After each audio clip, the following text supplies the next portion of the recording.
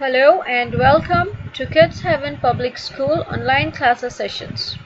Now, this is for grade 9 and today we are going to study from our book of Beehive and this is chapter number 6, My Childhood. Earlier, we learned about who the person we are talking about in this chapter is, and that is none other than APJ Abdul Kalam. We got a brief introduction about him, and this story is an extract of his book Wings of Fire. Wings of Fire is an autobiography in which he speaks about his childhood, that is APJ Sir himself. We checked out his date of birth and his death, which took place when he was in IIM Shillong. He had a sudden cardiac arrest. So my dear students, grade 9, आज हम हमारी Beehive की book में से chapter number 6 My Childhood पढ़ेंगे, समझेंगे and एक बहुत फेमस शख्सियत के बारे में और जानेंगे जो कि हैं APJ Abdul Kalam. So without wasting much time, let's begin with his autobiography from it's an extract from Wings of Fire. Now, the first paragraph.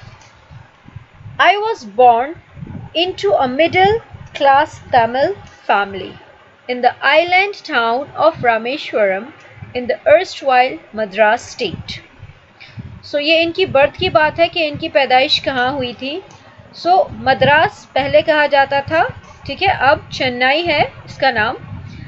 erstwhile का मतलब है पहले, former. So रामेश्वरम के टाउन में इनकी बर्थ हुई थी.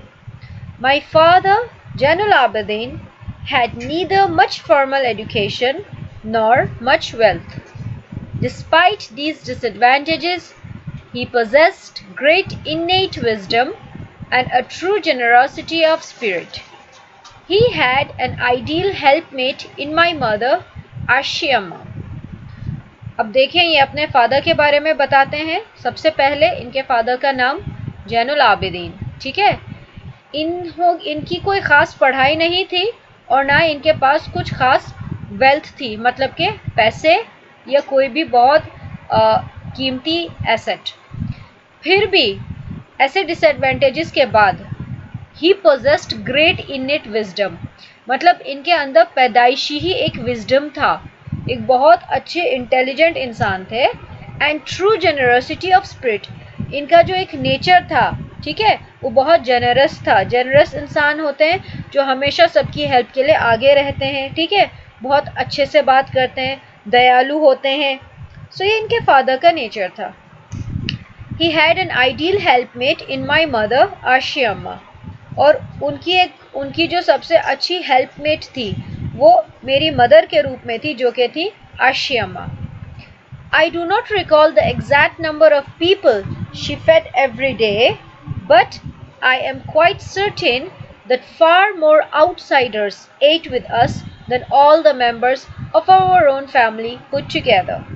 अब अपनी मदर के बारे में बताते हैं कि इन्हें एग्जैक्ट नंबर तो नहीं याद, मतलब बिल्कुल एक नंबर तो नहीं याद है उन लोगों का जिनको ये डेली खाना खिलाती थी. फेड मतलब फीड का पास्ट टेंस है फेड, जिन्हें खाना खिलाती थी. लेकिन इन्हें पक्का यकीन था कि बाहर वाले ज़्यादा थे जो इनके साथ खाते थे, इनके खुद के घर वालों से ज़्यादा थे, ठीक है. तो आप देखिए इनका फादर का नेचर एंड इनके मदर का नेचर था ये. Let's move on to the second paragraph. I was one of many children, a short boy with rather undistinguished looks, born to tall and handsome parents. जैसे बाकी बच्चे थे उनमें से एक मैं भी था. कद में छोटा था, शॉर्ट, ठीक है, टॉल एंड शॉर्ट होता है ना, टॉल होता है कोई बहुत लंबा आदमी, शॉर्ट होता है जिनका कद छोटा है. कुछ खास लुक्स नहीं थे. हाँ, इनके पेरेंट्स बहुत मतलब इनके पेरेंट्स टॉल थे, लंबे थे एंड हैंडसम, सुंदर. We lived in our ancestral house, which was built in the middle of the 19th century. Ancestral वो होते हैं जो हमारे दादा परदादा, उनके दादा वगैरह, उनका जो बनाया हुआ एक फैमिली हाउस होता है, ठीक है. और ये कब बना था? It was built, मतलब ये बनाया गया था 19th सेंचुरी में। It was a fairly large pakka house made of limestone and brick on the Mosque Street in Rameswaram. अब रामेश्वरम वो टाउन है जहाँ इनका घर था, एंड जो मस्जिद वाली गली थी वहाँ इनका फेयरली लार्ज मतलब थोड़ा बड़ा ही था, पक्का घर था इनका, ठीक है। My austere father used to avoid all inessential comforts and luxury। Austere का मतलब होता है सिंपल, स्ट्रिक्ट एंड सीवियर, मतलब सिंपल भी थे लेकिन सख्ती भी रखते थे एंड डांटते भी थे एक तरह से, अगर हम कुछ करें तो ऐसे नहीं कि बस माफ़ कर दिया, सख्ती रखते थे। सो वो क्या अवॉइड करते थे, अवॉइड का मतलब होता है दूर रखते थे हमें इन एसेंशियल कंफर्ट्स एंड लग्जरी, जो भी कोई फालतू के ऐशो आराम होते थे या हमारी डिमांड्स होती थी, मतलब जिनकी ज़रूरत नहीं है वो बस हैं, हमें चाहिए, वो क्यों चाहिए। सो जो भी चीज़ें थी फालतू उनसे हमें दूर रखते थे। However, all necessities were provided for in terms of food, medicine or clothes। हालांकि फिर भी जब भी हमारी ज़रूरतें थी, नेसेसिटीज़ ज़रूरतें को कहते हैं, वो सब हमारे लिए प्रोवाइड की जाती थी, हमारे लिए मतलब अवेलेबल होती थी, चाहे वो खाना हो, दवा हो या चाहे वो खाना हो, दवा हो या कपड़े। In fact, I would say mine was a very secure childhood, both materially and emotionally। So, मैं तो यही कहूँगा कि मेरा जो चाइल्डहुड था वो बहुत सिक्योर था, मतलब बहुत ही खैरियत से, बहुत अच्छे से गुजरा था, सामान के भी मतलब सामानी तौर पे भी और इमोशनली, मतलब एज अ फैमिली हम सब साथ रहते थे, एक दूसरे का दुख सुख शेयर करते थे। Now chapter paragraph 3। The Second World War broke out in 1939 when I was 8 years old। अब दुनिया का जो सेकेंड वर्ल्ड वॉर था वो स्टार्ट हुआ था 1939 में, तब मैं 8 साल का था। For reasons I have never been able to understand, a sudden demand for tamarind seeds erupted in the market। Tamarind कहते हैं इमली को, सीड्स होते हैं बीज, ठीक है। इरप्टेड मतलब सडनली एक चीज़ जो शुरू हो जाती है। सो एक डिमांड, ठीक है, अचानक इमली के बीजों की बहुत डिमांड आने लगी मार्केट में, ठीक है। और इसकी वजह ये कभी समझ ही नहीं पाए थे कि ऐसा क्यों हुआ था। I used to collect the seeds and sell them to a provision shop on Mosque Street। मैं वो बीज इकट्ठे करता था, ठीक है, कलेक्ट मीन्स इकट्ठे करना, एंड उन्हें बेचता था, सेल दैट इज बेचना, एक किराने की दुकान पे जो कि मस्जिद की ही गली पे थी।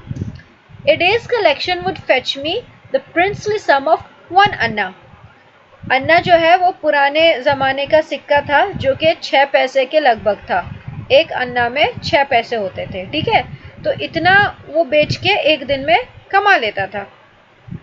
My brother-in-law Jalaluddin would tell me stories about the war which I would later attempt to trace in the headlines in Dinamani।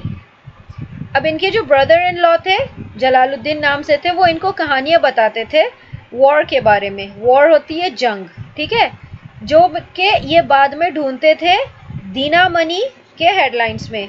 दीनामनी newspaper का नाम था। Our area, being isolated, was completely unaffected by the war। अब जहाँ पर ये रहते थे वो बिल्कुल अलग था, ठीक है, आइसोलेटेड, अलग था बिल्कुल, और उस पर जो है जितना भी वॉर हुआ था, जंग हुआ था, उससे फर्क नहीं पड़ता था। But soon India was forced to join the Allied forces and something like a state of emergency was declared। अब देखें, जब इंडिया की फोर्स जो है उसमें एलाइड फोर्सेस जो थी उसमें शामिल होती है, तो फिर एक चीज़ हुई थी जिसे कहते हैं स्टेट ऑफ एमरजेंसी, ये कहा गया था। अब स्टेट ऑफ एमरजेंसी क्या होता है, ठीक है, कि हर जगह मतलब एक तरह से बंद हो जाता था, हमें एक जगह से दूसरी जगह शिफ्ट करते थे, ऐसा मतलब इतनी अगर हालत ख़राब हो जाती है कंट्री की तो एमरजेंसी डिक्लेयर की जाती है। अब एलाइड फोर्सेस क्या होते हैं, एलाइड फोर्सेस हैं आर्मीज जो होती हैं यूके, यूएसए और रशिया की, okay. The first casualty came in the form of the suspension of the train halt at Rameswaram station. The newspapers now had to be bundled and thrown out from the moving train on the Rameshwaram road between Rameshwaram and Dhanuskudi.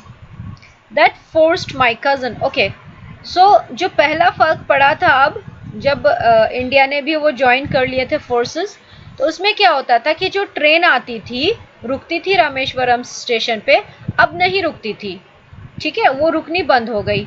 तो जो अखबार आते थे newspaper, उनका क्या होता था, उनका बंडल बना के एक चलती हुई ट्रेन में से फेंके जाते थे, ठीक है, जो रामेश्वरम की सड़क थी दो टाउन्स के बीच में, रामेश्वरम एंड धनुषकुड़ी के बीच में, ठीक है। अब इनका जो कज़न था शमसुद्दीन, वो क्या करता था, वो न्यूज़पेपर्स डिस्ट्रीब्यूट करता था, ठीक है।